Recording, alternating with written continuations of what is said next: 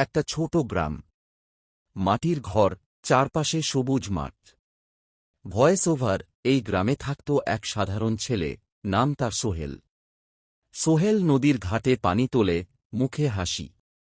Voice over. প্রতিদিন সে নিশে পানি তুলত, কিন্তু তার মন ছিল সোনার মতো।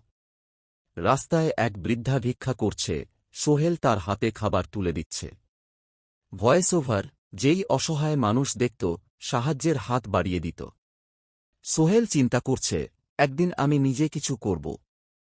Voice over. তার স্বপ্ন ছিল নিজের হাতে কিছু তৈরি করা। সোহেল ছোট একটা দোকান খুলছে, খুশির মুখে ক্রেতা সামলাচ্ছে।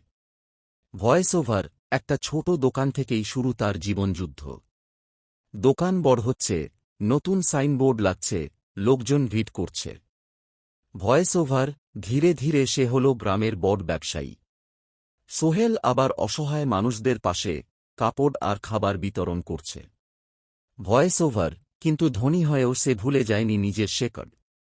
শেষে সোহেল মসজিদের সামনে দাঁড়িয়ে, শিশুরা হাসছে পাশে। Voice over. সোহেল প্রমাণ করে দিল, ভালো মনই আসল সম্পদ।